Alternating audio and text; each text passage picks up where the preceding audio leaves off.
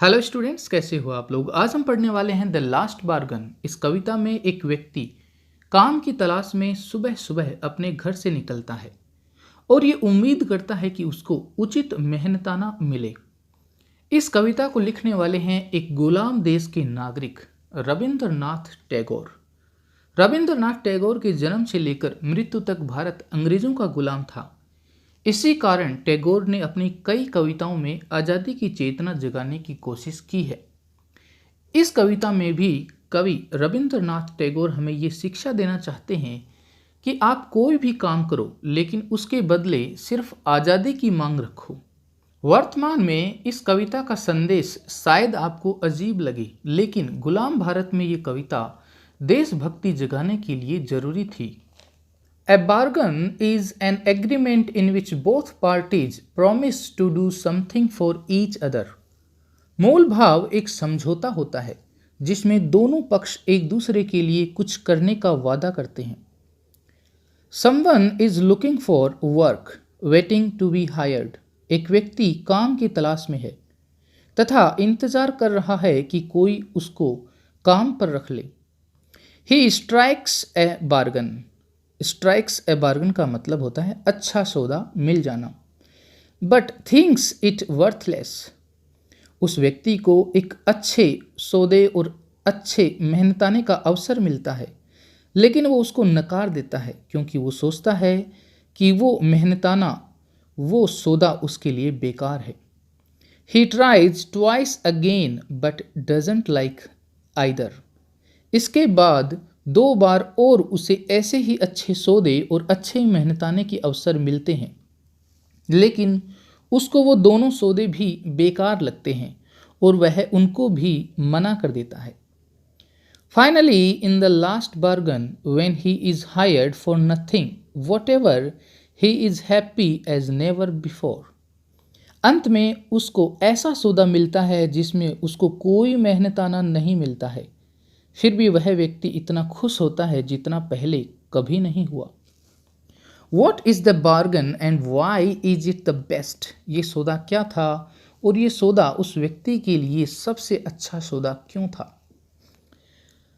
Come and hire me I cried while in the morning I was walking on the stone paved road.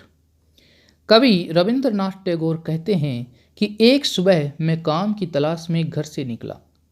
पत्थर की बनी सड़क पर मैं ये चिल्लाता हुआ जा रहा था कि कोई मुझे काम पर रख लो, कोई मुझे काम पर रख लो। Sword in hand the king came in his chariot. वहाँ का राजा अपने रथ में बैठकर आया। उसके हाथ में एक तलवार थी, वह एक शक्तिशाली राजा था। He held my hand and said I will hire you with my power. राजा अपने रथ से उतरा, उसने मेरा हाथ पकड़ा और कहा कि तुम मेरे नौकर बन जाओ, मैं अपनी शक्ति और ताकत तुम्हें दे दूंगा। मेरे गुलाम बनकर तुम ताकतवर और बलशाली बन जाओगे। But his power counted for not and he went away in his chariot. कवि ने राजा से कहा कि हे राजा, आपकी ताकत और आपकी शक्ति मुझे नहीं चाहिए। मेरे लिए ताकत और शक्ति शून्य के बराबर है। ये बात सुनकर राजा अपने रथ में बैठकर वहां से चला गया। In the heat of the mid day the houses stood with shut doors. कवि कहता है कि काम की तलाश करते करते 2 पहर हो चुकी थी।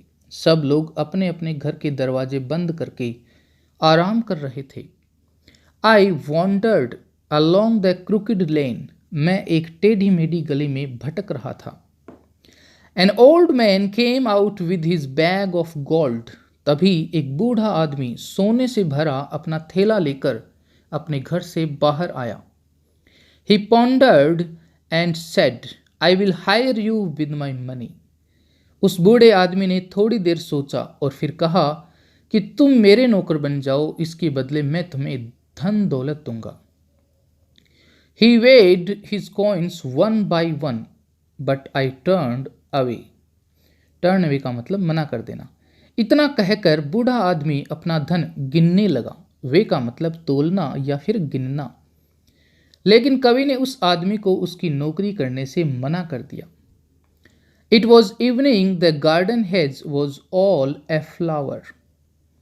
काम की तलाश करते करते अब शाम हो गई थी। कवि थका हारा एक बगीचे में जाकर बैठ गया। बगीचे में चारों ओर घेरा बनाकर पेड़ लगे थे। पेड़ों पर फूल खिल रहे थे। मौसम काफी ज्यादा खुशनुमा था। The fair made came out and said, I will hire you with a smile.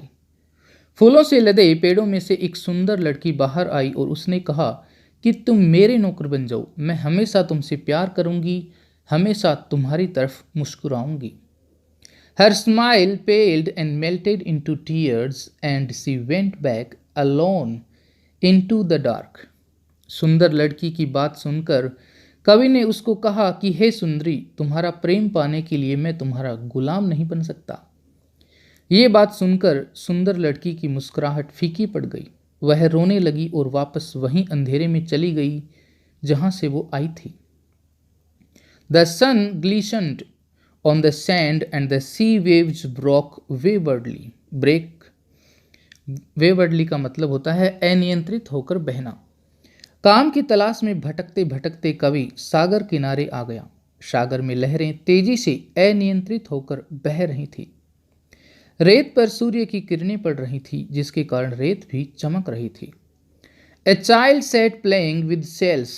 कवि ने देखा कि एक बच्चा वहां शंखों से खेल रहा था। He raised his head and seemed to know me and said, I hire you with nothing. बच्चे ने अपना सिर उठाया और कवि को देखा।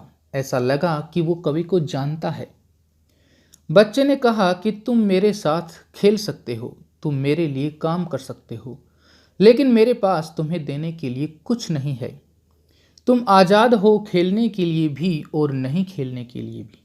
बच्चे ने कहा कि तुम मेरे लिए काम कर सकते हो, लेकिन मेरे पास तुम्हें देने के लिए कुछ नहीं है, इसीलिए तुम आज़ाद हो मेरे लिए काम करने के लिए और काम नहीं करने के लिए। ये डिसाइड करने के लिए कि तुम मेरे लिए काम करोगे या नहीं करोगे, इसके लिए तुम आज़ाद हो। फ्रॉम हैंस फॉरवर्ड का मतलब इसके बाद से। That bargain struck in child's play made me a free man.